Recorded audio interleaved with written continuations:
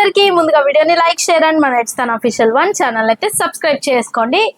1000 subscribers కి దగ్గరగా ఉన్నాం. నేను మళ్ళీ చెప్తున్నాను, త్వరగా షేర్ చేయండి మన ఛానల్ ని అండ్ అలాగే సబ్స్క్రైబ్ చేసుకోండి.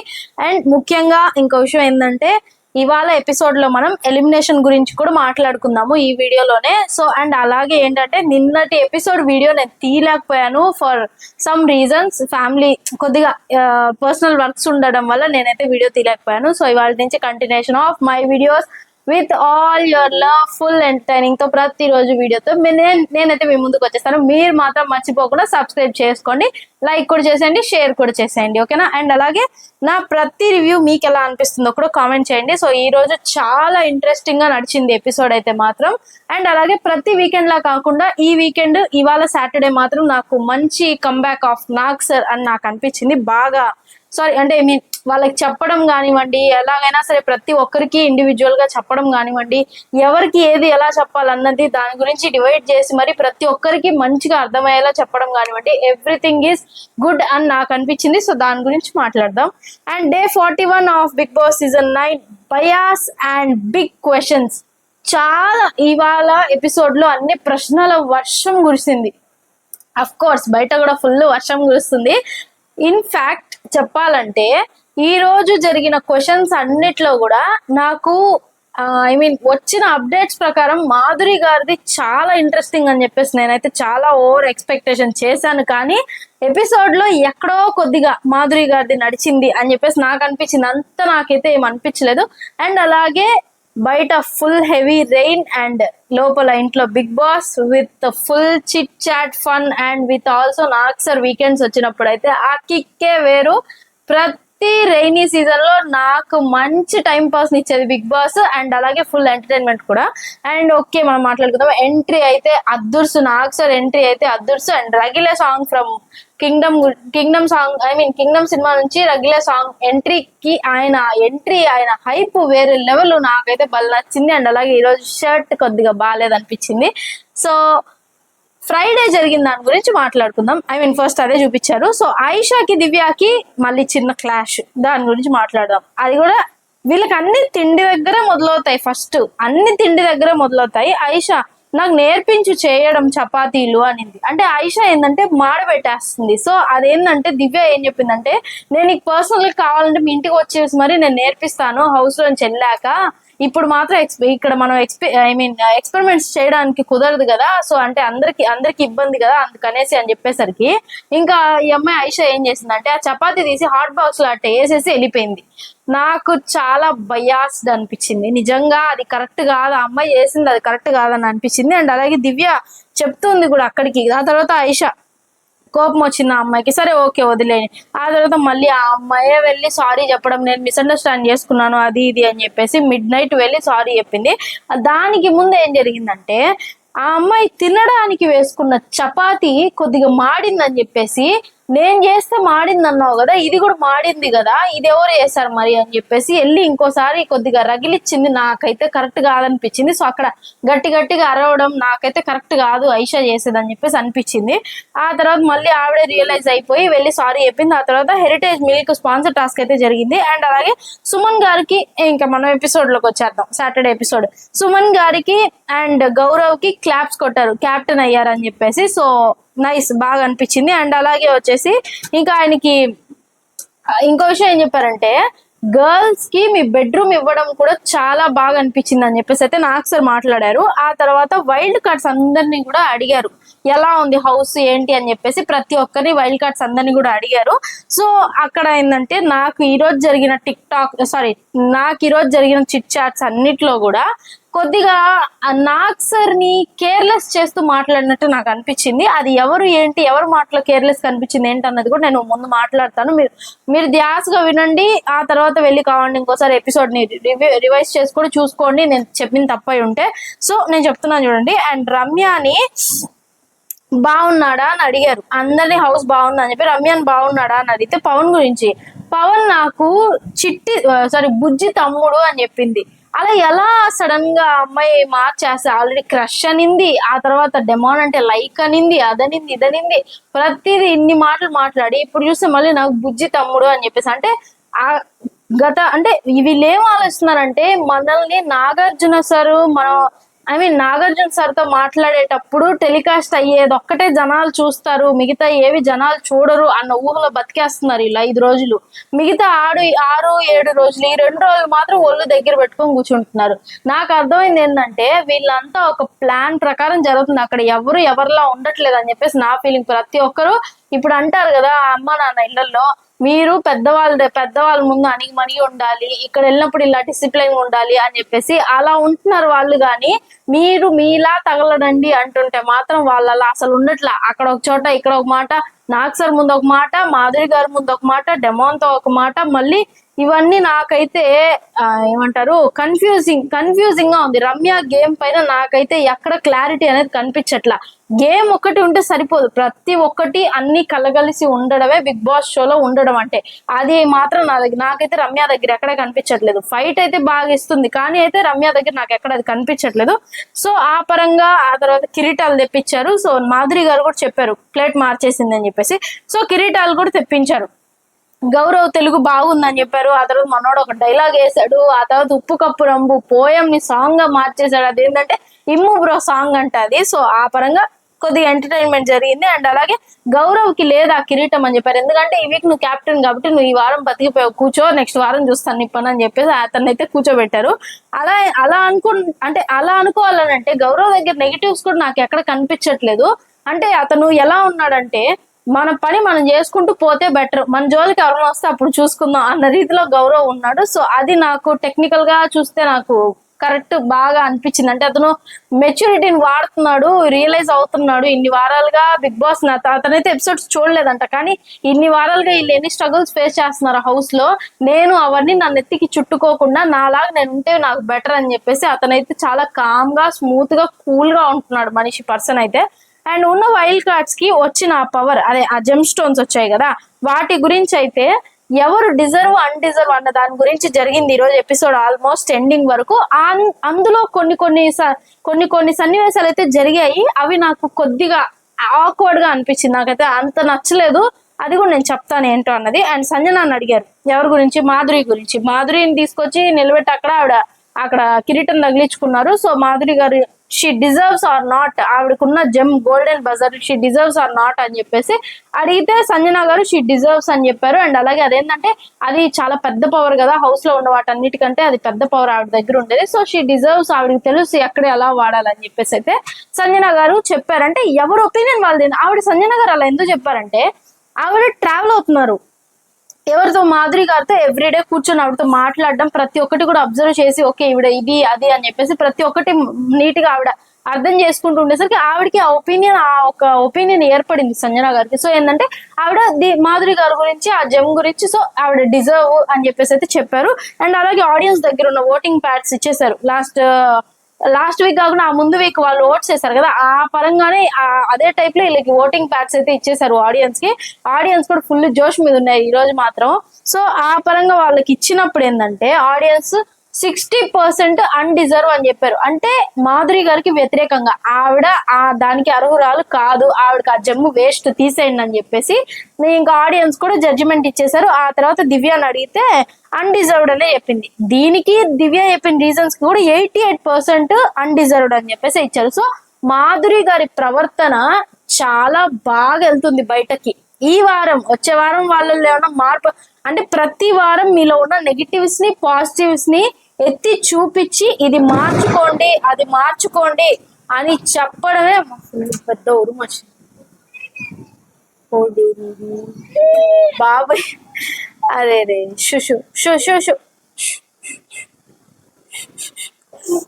ఫుల్ ఏడ్చేసాడు బాబు, పెద్ద ఉరుము వచ్చింది ఇప్పుడే, ఫుల్ ఏడ్చేసాడు పాప. టీవీ ఆపేసాయి ఫుల్ ఏడ్చేసాడు.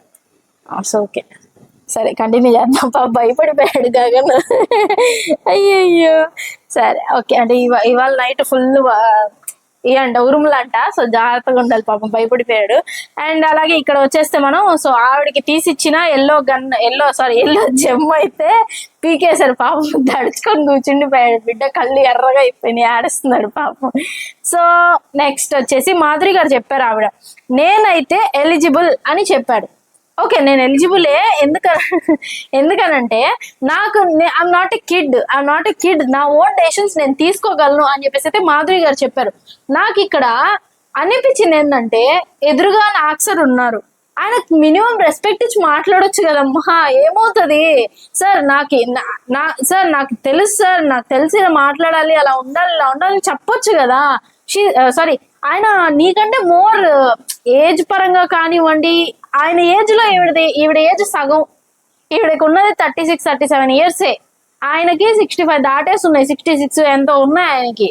ఆయన కనీసం ఏజ్ కైనా మర్యాద ఇవ్వచ్చు కదా, మరీ అంత ఇదిగా మాట్లాడతారా ఆయనతో, నేను ఇంతే అని చెప్పేసి ఎట్లా మాట్లాడింది ఆవిడ. కనీసం మినిమం రెస్పెక్ట్ లేకుండా నాకైతే రాంగ్ అనిపించింది. ప్రతి ఒక్కరి దగ్గర ఉన్నట్టు కొంతమంది దగ్గర ఉండాలంటే అది అవ్వదు కదా, ఎందుకంటే అది వాళ్ళు క్రియేట్ చేసుకున్న దేర్ ఓన్ పొజిషన్, వాళ్ళ స్థాయికి మనం ఖచ్చితంగా గౌరవం ఇవ్వాలి. అది మినిమం కూడా లేదు ఆవిడ దగ్గర, వేస్ట్ మాట్లాడుకొని కూడా. ఆ తర్వాత మాధురి గారు కళ్యాణ్ ఇష్యూ గురించి అయితే వీడియో ప్లే చేసి నాకు సార్ చెప్పారు తప్పు ఎవరిది అని చెప్పేసి. అదే ఆ కిచెన్ దగ్గర ఈవిడ నిలబడి చేతులు ఉప్పుకుంటూ నోట్లో ఏదో తింటూ మాట్లాడారు కదా, దాని గురించి అయితే వీడియో ప్లే చేసి చెప్పారు. సో నాకు సార్ చెప్పారు తప్పు ఎవరిదమ్మా నాకు చెప్పండి అని. అంటే మా మాట తీరు అంటే ఆయన ఏం చెప్పారంటే, తప్పు అక్కడ ఎవరిది కాదు, సుమన్ గారిని అడిగితే తప్పు మాత్రం మాధురిదే అని చెప్పేసి సుమన్ గారు చెప్తే, నాకు సార్ ఏం చెప్పారంటే, సరేమ్మా అక్కడ జరిగిన దాని ప్రకారం, వీడియో మీరు చూసింది అక్కడ జరిగిన దాని ప్రకారం తప్పు ఎవరిది కాదు, కానీ మాట తీరు మనం ఆల్రెడీ మాట్లాడుకుందాం, ఆవిడ చెప్పింది కరెక్టే, ఆవిడకి ఇబ్బంది అనిపించింది, ఆవిడ ఎక్స్ప్రెస్ చేస్తున్నారు. ఇప్పుడు నా ఫీలింగ్స్ నేను ఎక్స్ప్రెస్ చేస్తాను, మీ ఫీలింగ్స్ మీరు చెప్తారు. కానీ ఇప్పుడు నేను రే ఏంట్రా అది నాకు అసలు నచ్చట్లేదు ఏపో అని చెప్పడానికి, నాకు అది నచ్చట్లేదు కొద్దిగా నువ్వు మార్చుకో, ఇది బాగుంటది కదా, సో నాకు అది నచ్చట్లేదు కొద్దిగా అది చూసుకో అని చెప్పడానికి, ఏ పోరా అనడానికి చాలా తేడా ఉంటుంది. సో అది ఆవిడ కొద్దిగా చూసుకొని ఉంటే ఈ రోజు వీకెండ్ ఎపిసోడ్ లో ఆవిడ దగ్గర ఆ క్వశ్చన్ వచ్చి ఉండేది కాదని చెప్పేసి నాకు అనిపించింది. ఎందుకనంటే నాకు సరే ఏమని ఉండేవాళ్ళంటే, మా నువ్వు ఒక సిచ్యువేషన్ వచ్చినప్పుడు చాలా మెచ్యూర్డ్ గా దాన్ని హ్యాండిల్ చేస్తున్నావు అని చెప్పేసి అయితే మాట్లాడి ఉండేవారు నాకు సార్. అయితే అలా జరుగుంటే నెగిటివ్ గా పాజిటివ్ గా జరుగుంటే, సో అక్కడ ఏంటంటే నాకు కొద్దిగా కరెక్ట్ అనిపించలేదు. ఆ తర్వాత సర్ది చెప్పారు ఏదైనా ఉంటే సార్ట్ అవుట్ చేసుకుంటామా మాట్లాడుకొని అని చెప్పేసి అయితే చెప్పారు. ఆ తర్వాత మాధురి గారు చెప్పారు, లైఫ్ లో కమాండ్ చేయడం తప్ప రిక్వెస్ట్ చేయడం నాకు రాదు లేదు అని అంట. అస్సలు ఎవరి దగ్గర మాట్లాడాల్సిన మాట అది. నీ కమాండ్స్ ఏమన్నా ఉంటే నువ్వు బయట చూసుకో, నువ్వు ఎవరి దగ్గర ఏం మాట్లాడుతున్నావు నాకు అర్థం కావట్లేదు. అంటే వచ్చిన 1 day 2 days ఆవిడ గురించి నేను చాలా పాజిటివ్ గా ఆలోచించా, ఏంటంటే ఆవిడలాగే ఉంటున్నారు అని, కానీ ఆవిడ కావాలని అలా ఉంటున్నారు అని చెప్పేసి నాకైతే అర్థం కాలేదు. సో కొన్ని చోట్ల కొన్ని మార్చుకోవాల్సి వస్తుంది ఖచ్చితంగా. కాకపోతే ఏంటంటే అది ఎదుటి మనిషిని బట్టి ఉంటది. సో అది మినిమం రెస్పెక్ట్ లేదు, మినిమం ఏమీ లేదు, కామన్ సెన్స్ లేదు అని చెప్పేసి నా ఫీలింగ్. ఆ తర్వాత ఆవిడ చెప్తే నాకు సార్ భలే కౌంటర్ ఇచ్చారు, నేర్చుకోవడానికే బిగ్ బాస్ అనేది ఉన్నది అని చెప్పేసి. కరెక్టే కదా పాయింట్, మిమ్మల్ని సరిదిద్దడానికే బిగ్ బాస్ అనే ఒక రియాలిటీ షోని మేము డిజైన్ చేశాము అని చెప్పేసి అయితే నాకు సార్ చెప్పారు.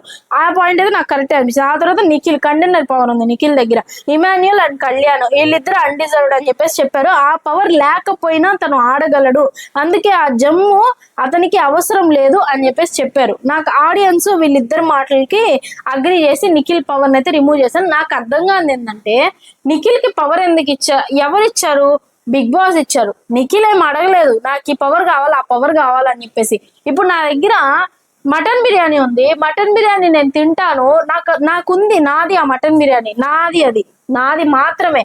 నాకు తినడానికి ఉన్నప్పుడు నువ్వు వచ్చేసి నేను ఇది నీకు పచ్చడి అన్నం ఇస్తాను, నువ్వు ఇది తిను, నీకు ఇప్పుడు అది అవసరం ఏముంది? అమ్మాయికి అది అవసరం లేదు, అది ఆవిడ ఎప్పుడైనా కావాలంటే డబ్బులు సంపాదించుకొని వెళ్ళి కొనుక్కొని తినొచ్చు. ఆ అమ్మాయికి ఎందుకు ఇచ్చారు అని అంటే, నేను అడగలేదు ఇమ్మని, నాది అని చెప్పేసి నాకు ఇచ్చినప్పుడు నేను తింటాను, అది నేను అడిగి తీసుకుంటే అది తప్పు నాది. ఎందుకనంటే ఏమి నీ దగ్గర డబ్బులు లేవా, నువ్వు వెళ్ళి కొనుక్కోలేవా, వాళ్ళు ఎందుకు అడగడం అని చెప్పేసి రాంగ్ పాయింట్. కానీ ఇక్కడ నాకు అర్థమైంది ఏంటంటే, బిగ్ బాస్ చేసినా కూడా, బిగ్ బాస్ తప్పు చేసినా కూడా తప్పు కంటెస్టెంట్స్ దే. అప్పుడు బిగ్ బాస్ ఇచ్చిన బిగ్ బాస్ అనాలి, కానీ నిఖిల్ కి ఆ పవర్ అన్డిజర్వ్డ్ అని చెప్పేసి. అంటే నువ్వు ఎలాగైనా ఆడి నువ్వు గెలుచుకోగలుగుతావు, క్యాప్టెన్ అవ్వగలుగుతావు, నువ్వు అలా కాకుండా డైరెక్ట్ నువ్వు కంటెండర్ పవర్ నీ దగ్గర పెట్టుకొని నువ్వు డైరెక్ట్ కంటెండర్ అయిపోయావు కదా అని చెప్పేసి అంటే నాకు అర్థం కాదు అదే. మరి బిగ్ బాస్ బిగ్ బాస్ ఏదో ఒకటి ఆలోచించి ఇచ్చుంటాడు కదా. మరి నిఖిల్ పవర్ఫుల్లే, నిఖిల్ బాగా ఆడతాడని చెప్పేసి బిగ్ బాస్ కి కూడా పర్సనాలిటీ చూసాక అనిపిస్తుంది కదా. మరి ఆయన ఎందుకు కంటెండర్ పవర్ ని నిఖిల్ కే ఇచ్చారు? ఆయన థాట్స్ ఏంటో మరి అది కూడా మనం ఆలోచించాలి కదా. సో ఆ పరంగా అక్కడ వాళ్ళిద్దరు డెసిషన్ కరెక్ట్ కాదని చెప్పేసి నాకు అనిపించింది. ఆ తర్వాత రమ్య లగ్జరీ ఫుడ్ గురించి మాట్లాడారు. రాము షీ డిజర్వ్స్ అని చెప్పేసి చెప్పాడు. రాము ఏంటంటే సుమనన్ని సెలెక్ట్ చేసుకోవడము నాకు చాలా బాగా అనిపించింది. మా అందరికి కూడా సుమన్ అన్న అలా తింటుంటే మా అందరి కడుపులు నిండిపోయాయని చెప్పేసి చెప్పాడు. నేనైతే ఫుల్ ఇంప్రెస్ అయిపోయాను ఆ మాటకి. కానీ అది ఎందుకు అన్నాడు ఏంటి, అందరు బాగానే తింటున్నారు బాగానే ఉంటున్నారు కదా అని చెప్పేసి నాకు అనిపించింది. కానీ ఆయన ఏంటంటే కొద్దిగా ఏమన్నా ఫ్యామిలీని మిస్ అవుతున్నాడేమో, ఒంటరిగా ఉన్న ఫీలింగ్ ఉంటుందేమో అని చెప్పేసి అలా ఏమన్నా ఆలోచించి వాళ్ళ డెసిషన్ తీసుకొని రాము ఆ మాట చెప్పాడేమో అని చెప్పేసి నాకు అనిపించింది. బట్ ఇట్స్ ఓకే, ఎవరి ఒపీనియన్స్ వాళ్ళవి. బట్ ఏంటంటే నా ఒపీనియన్ నేను మీతో షేర్ చేసుకుంటున్నాను. సో అలాగే ఏంటంటే ఆడియన్స్ కూడా అగ్రీ చేశారు. అండ్ రమ్య పవర్ అయితే ఆ అమ్మాయికి అలాగే ఉంది. మళ్ళీ ఆవిడ ఎప్పుడైనా తినొచ్చు, చెప్పలే. ఆ తర్వాత కళ్యాణ్ రమ్య వీడియోని ప్లే చేశారు. కళ్యాణ్ ఇంకా వచ్చేసి రమ్యని ఇద్దరిని కన్ఫెషన్ రూమ్ లో పిలిచి వీడియో ప్లే చేశారు. ఈ వీడియో అమ్మాయిల పిచ్చోడు అని చెప్పేసి మాట్లాడుకున్నారు కదా, ఆ వీడియోని ప్లే చేశారు. సో నువ్వు చెప్పిన వర్డ్స్ కరెక్ట్ కాదు, ఇంటెన్షన్ నీది కరెక్టే, కానీ నువ్వు చెప్పే విధానం కరెక్ట్ కాదు. అమ్మాయిల పిచ్చోడు అన్న పదం నువ్వు వాడటం అనేది చాలా రాంగ్. ఎందుకనంటే అది కళ్యాణ్ ఇమేజ్ ని చాలా అంటే చాలా దిగజారు చేస్తుంది అని చెప్పేసి అయితే నాకు సార్ చెప్పారు. సో ఆ పరంగా రమ్య కూడా సారీ చెప్పింది. అంటే వాళ్ళు ఏంటంటే ఇప్పుడు సెలబ్రిటీస్ అనుకోండి, ఒక ఫ్రాంక్ గా మనం మాట్లాడుకుందాము. సెలబ్రిటీస్ అనుకోండి, నేను లాస్ట్ వీడియోలో చెప్పు తీసుకొని తరిమి కొట్టాలనిపించింది నాకైతే సంజన గారిని. అలా నాకు అనిపించింది. రితు గురించి సంజన గురించి మాట్లాడాను నేను. అంటే మన స్లాంగ్ ఒకలా ఉంటది. సెలబ్రిటీస్కి ఏంటంటే వాళ్ళకి అలవాటు ఇలా ఇక్కడ ఇలా మాట్లాడాలి, అక్కడ అలా మాట్లాడాలి అని చెప్పేసి. కానీ మనకేందంటే అవేం ఉండవు. పొరా సిగ్గులేరా, అదిరా ఇదిరా, బుద్ధిలేరా, ఇట్లా మాట్లాడుకుంటాం మనం. సడన్ గా మనం అలాంటి ఒక వరల్డ్ లోకి తోసేసి మీరు డిగ్నిటీ మెయింటైన్ చేయండి, మీరు సైలెంట్ మెయింటైన్ చేయండి అని అంటే ఎవరికైనా కష్టమే. అదే సేఫ్ కంఫర్ట్ జోన్ లో నోట్లో నుంచి జారిన పదాలు అవి రమ్య నుంచి. కాకపోతే ఏంటంటే అనడం తప్పే, కానీ ఆవిడ తెలుసుకుంటారు, మెల్లిగా తెలుసుకుంటారు. సో అక్కడ ఏంటంటే కొద్దిగా రమ్యకి నెగిటివ్ అయిందని చెప్పేసి నేను ఫీల్ అవుతున్నాను. ఆల్రెడీ తను నెగిటివిటీగానే ఉంది బయట. నాకు ఎందుకు అంత ట్రోల్ చేస్తున్నారు నాకు అర్థం కావట్లేదు. ప్రతి ఒక్కరికి ఒక ఛాన్స్ అనేది ఉంటది. సో గివ్ అ ఛాన్స్, తను మార్చుకుంటది అని చెప్పేసి నా ఫీలింగ్. ప్రతి ఒక్కరిని అబ్బాయి అయినా సరే అమ్మాయి అయినా సరే మీరు ట్రోల్స్ చేసి పడేయకండి. వాళ్ళ ఇమేజ్ వాళ్ళ దాని గురించి పక్కన పెడితే కనీసం మనం వాళ్ళ ఇంటెన్షన్స్ కైనా రెస్పెక్ట్ ఇవ్వాలి కదా. సో ఆ పరంగా నా నుంచి ఇంత రిక్వెస్ట్ అంతవరకే. ఆ తర్వాత ఇంకా రమ్య అయితే సారీ చెప్పింది, మార్చుకుంటాను నేను గురించి అలా అన్నది అని చెప్పేసి అయితే చెప్పింది. సో ఆ పరంగా అక్కడికైతే రమ్య చాప్టర్ ఆ ఎపిసోడ్ లో అయితే ముగిసింది అని అనుకున్నాను. కానీ ఆ ముందు ఏదో కొద్దిగా జరిగింది, దాని గురించి కూడా మాట్లాడదాం. ఆ తర్వాత పవన్ రీతు వీళ్ళిద్దరిని కన్ఫెషన్ రూమ్ లోకి పిలిపించి వీడియోస్ ప్లే చేశారు. ఏంటంటే నువ్వు లవ్ లో ఆడటానికి రాలేదు అని చెప్పేసి రమ్య పవన్ తో అంటున్న వీడియో. అక్కడ ఈ తప్పేవరదంటే రమ్యది కాదు, ఇతను వెళ్ళేసి ప్రతిసారి బయట ఎలా జరుగుతుంది, బయట ఎలా పోట్రే అవుతుంది ఏంటి. ఆల్రెడీ శ్రీజ చెప్పింది బజ్ ఇంటర్వ్యూలో ఏమని, పవన్ లవ్ ట్రాక్ నేను మెయింటైన్ చేస్తానని చెప్పేసి హౌస్ లోకి నాకు అగ్ని పరీక్షలు ఉన్నప్పుడే చెప్పాడు అని చెప్పేసి అయితే శ్రీజ చెప్పింది బజ్ ఇంటర్వ్యూలో. సో అది నాకు రైట్ అనిపిస్తుంది. పవన్ ఏంటంటే తెలుసుకుంటున్నాడు, నేను ఈ ట్రాక్ నేను స్టార్ట్ చేశాను, బయట ఎలా పోట్రే అవుతుంది, నేనేందంటే నాకు జనాల నుంచి కావాలి అటెన్షన్ అని చెప్పేసి. సో ఆ పరంగా నేను ఈ ట్రాక్ అయితే స్టార్ట్ చేశాను. అది లవ్వా ఎఫెక్షనా ఇంకోటా అన్న సంగతి పక్కన పెట్టేస్తే నేను జనాల నుంచి అటెన్షన్ కోరుకుంటూ నేను ఈ ట్రాక్ అయితే స్టార్ట్ చేశాను. జనాల దగ్గర నెగిటివ్ గా ఉందా పాజిటివ్ గా ఉందా అని చెప్పేసి ప్రతిసారి వెళ్ళి రమ్యనే అడుగుతున్నాడు. సో అక్కడ ఏంటంటే రమ్య చెప్పి చెడ్డది అయిపోతుంది అని చెప్పేసి నాకు అనిపిస్తుంది. ఇంకనైనా రమ్య అవాయిడ్ చేస్తే బెటర్. అక్కడ ఏంటంటే కొద్ది డిస్కషన్ జరిగింది. నాకు ట్రస్ట్ ఉంది అని రితు పైన, అంటే రితు చెప్పాడు పవన్ కి నాకు ట్రస్ట్ ఉంది అని చెప్పేసి. కానీ బయట ఎలా పోట్రే అవుతుంది తెలుసుకోవడానికి అని చెప్పాడు. ట్రస్ట్ ఉంటే వెళ్ళి అడగాల్సినంత అవసరం లేదు కదా. బయట ఎవరు ఏమనుకుంటే నీకెందుకు, నువ్వు గట్టిగా ఉన్నప్పుడు, నువ్వు ట్రస్ట్ ఉన్నప్పుడు, నీకు ఎదుటి పర్సన్ మీద నమ్మకం ఉన్నప్పుడు బయట 1,00,000 మంది ఏమనుకున్నా కూడా నీకు అనవసరం కదా. అది రితు పాయింట్. సో అక్కడ ఏంటంటే పవన్ ఫెయిల్ అయ్యాడు నాకు అనిపించింది. ఆ తర్వాత రితు 40 days నుంచి నన్ను చూస్తూ కూడా నా మీద నమ్మకం లేదు అని చెప్పేసి అయితే రితుకి నా మీద నమ్మకం లేదని చెప్పేసి నాకు అర్థమైందని రితు చెప్పింది. ఆమె చెప్తుంది బాగానే ఉంది, మాటల వరకు బాగానే ఉంది. రేపు పొద్దున్న లేసి ఒక హగ్ ఇచ్చి దగ్గర తీసుకొని అది కాదు ఇది అంటే కరిగిపోద్ది. అక్కడే నాకు కొద్దిగా మైనస్ కనిపిస్తుంది. ఆ తర్వాత ఏంటంటే నేను దూరంగా ఉండడానికి ట్రై చేస్తున్నాను అని అంటుంది. నాకైతే అక్కడ కనిపించట్లేదు. ఆ తర్వాత మళ్ళీ ట్రస్ట్ గురించి ఇంకో వీడియో చూపిస్తానని చెప్పేసి నాకు సార్ కూడా వెట్టకారంగా చెప్పారు. పవన్ కి తెలియాలని చెప్పేసి. సో అక్కడ ఏంటంటే రమ్యాది పవన్ ని ఇంకో వీడియో చూపించారు. అంటే మళ్ళీ చెప్పారు నాకు సార్ ఎందుకు అన్నిసార్లు వెళ్ళి అడుగుతున్నావు అని చెప్పేసి. ఒకసారి కదా 2 సార్లు కదా, గ్యాప్ సందు దొరికిన ప్రతిసారి రమ్య దగ్గరికి వెళ్ళి దూరి కూర్చొని బయట ఎలా పోర్ట్రే అవుతుంది, బయట ఎలా స్ప్రెడ్ అవుతుంది అని చెప్పేసి ఇన్ని అడుగుతున్నాడు. సో అక్కడ ఏంటంటే రితు కొద్దిగా చాలా హట్ అయింది, హార్ట్ లోంచి హట్ అయింది రితు. సో అక్కడ ఏంటంటే పవన్ కొద్దిగా నచ్చలేదు నాకు కూడా. అండ్ పవన్ చెప్తున్న దానికి 100% ఆడియన్స్ ఓట్ చేశారు. ఏందనంటే నేను ట్రస్ట్ చేస్తున్నాను రీతుని, అండ్ నేనేంటంటే జస్ట్ క్లారిఫికేషన్ కోసం అడుగుతున్నాను వెళ్ళి రమ్య దగ్గర అన్న పాయింట్ కి ఆడియన్స్ పవన్ చెప్పేది తప్పు అని చెప్పేసి 100% అయితే పోల్ ఇచ్చారు. సో ఆడియన్స్ కూడా నమ్మకం లేదు పవన్ మాటల మీద. అతను అలాగే ఉన్నాడు. అతను ఏంటంటే ఒక ఊసర వెళ్ళిలాగా ఉన్నాడు. ఒక్కొక్క చోట ఒక్కొక్క రంగు ఉంటుంది పవన్ది. సో అలా ఉంటే కష్టమే. ఆయన 10th వీక్ 11th వీక్ లోపే వెళ్ళిపోయే ఛాన్సెస్ కూడా ఉంటాయి. మేబీ చూద్దాం ఏమవుతుందో. అండ్ పవన్ ని పంపించేసి మాట్లాడింది రీతు. పవన్ ని ఏమి నేను నా గేమ్ లోకి పిలిచి ఇది ఆడు అది ఆడు అని చెప్పేసి అయితే నేను అనట్లేదు, నా గేమ్ నేనే ఆడుకుంటున్నాను అని చెప్పేసి చెప్తే ఆడియన్స్ ని అడిగారు రీతు జెన్యున్ గా మాట్లాడిందా లేదని. ఆల్మోస్ట్ ఆడియన్స్ 50-50 ఇచ్చారు. అంటే కొద్దిగా నమ్మచ్చు, కొద్దిగా నమ్మలేదు. ఎందుకంటే మాట్లాడినంతసేపు నమ్మకం వస్తుంది.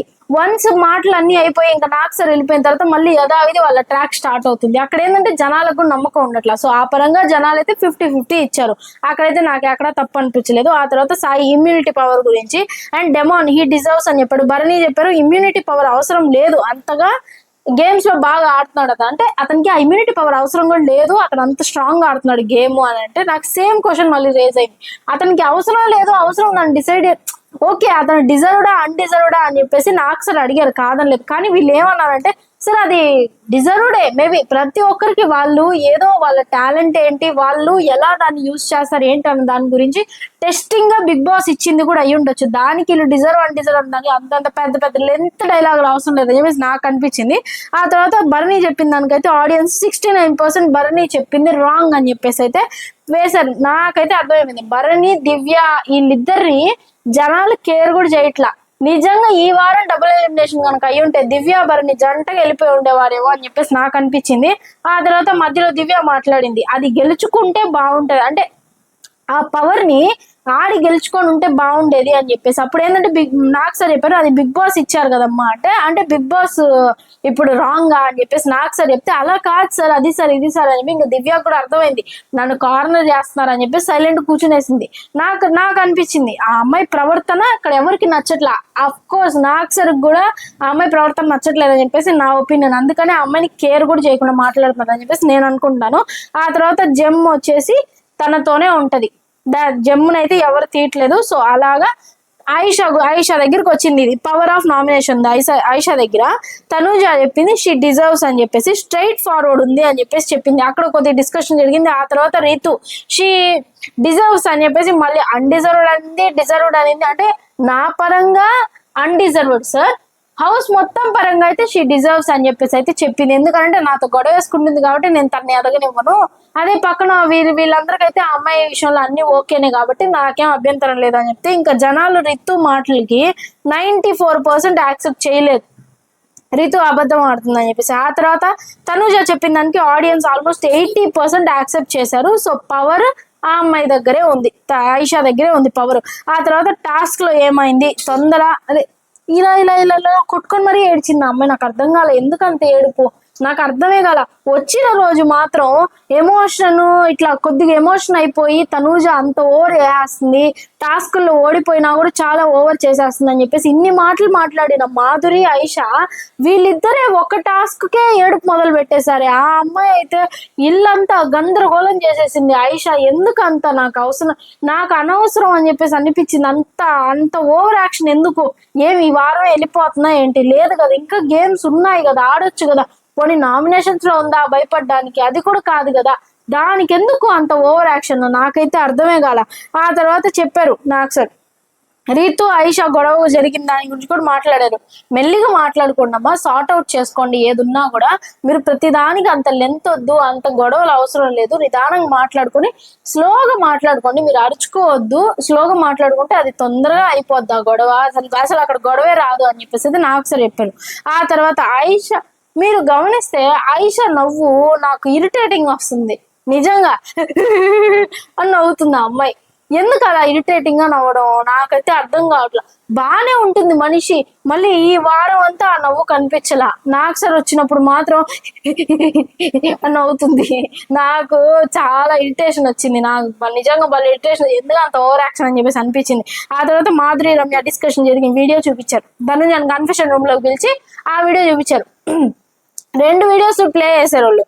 అవి ఏంటంటే రమ్య అంటే ఎలా పడితే అలా టచ్ చేస్తున్నా కూడా తనుజ సైలెంట్ గా ఉంటుంది, ఎక్కడ పడితే అక్కడ చెయ్యేసినా కూడా సైలెంట్ గా ఉంటుంది, భుజం మీద చెయ్యేసి ఇలా ఇలా అంటున్నా కూడా సైలెంట్ గా ఉంటుంది. అంటే మనం ఏదో ఒకటి ఇస్తేనే కదా అవతల ఏదో, అంటే మనం ఏదన్నా ఇస్తేనే కదా అవతల నుంచి ఏదైనా ఎక్స్పెక్ట్ చేయొచ్చు అన్న రీతిలో తనుజ బిహేవ్ చేస్తుంది అని చెప్పేసి అయితే మాధురి రమ్య ఇద్దరు మాట్లాడుకుంటూ మాధురి చెప్పింది 2 చేతులు కలిస్తేనే కదా చప్పట్లు అని చెప్పేసి అయితే మాధురి గారు చెప్పారు. దాని గురించి వీడియో చూపించారు. తనుజ చెప్పింది, నేనైతే క్లారిటీగా ఉన్నాను సార్, నాకైతే ఎక్కడ ఇది లేదు, రిగ్రెట్ ఏం లేదు.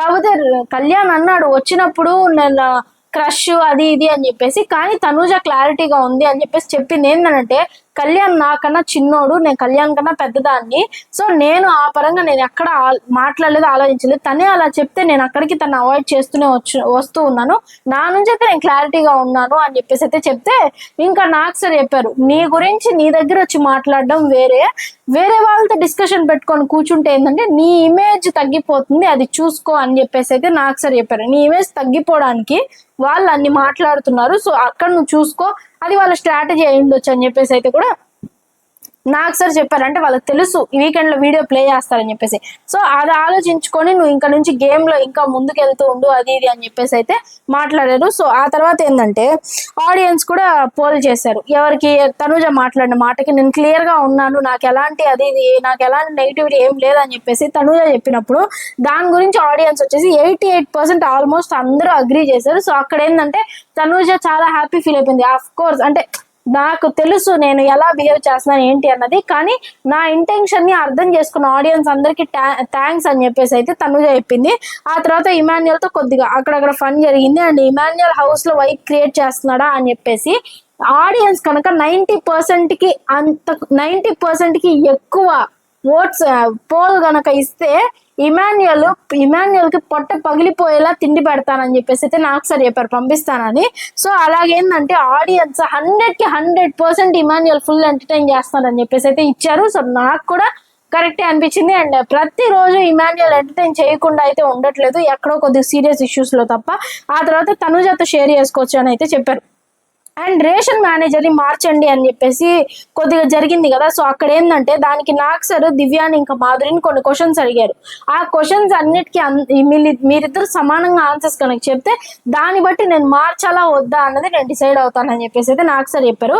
ఫస్ట్ క్వశ్చన్ వచ్చేసి ప్రతిరోజు ఎన్ని కప్స్ ఆఫ్ రైస్ వాడతారు అని చెప్పేసి నాకు సార్ అంటే ఇద్దరు కూడా సేమ్ 4 cups అని చెప్పేసి చెప్పారు. ఆ తర్వాత ఎవ్రీ వీక్ ఎంత షుగర్ యూస్ చేస్తానని అంటే వచ్చేది 2 kg, కానీ మేము 1 kg యూస్ చేస్తాము, అది సరిపోద్ది అని చెప్పేసి చెప్పారు. ఆ తర్వాత ఎగ్స్ ఎక్కువ ఎవరు తింటారు అని అంటే భరణి అని చెప్పేసి చెప్పారు. ఇద్దరు సేమ్. మరి ప్రతిరోజు ఎన్ని రోటీస్ చేస్తారు అని అంటే పర్ హెడ్ ఒక మనిషికి 3 రోటీలు అని చెప్పేసి అయితే చెప్పారు. అంత మాధురి అండ్ దివ్య ఇద్దరు కరెక్ట్ గా మ్యాచ్ అవ్వడం వల్ల వాళ్ళిద్దరివి.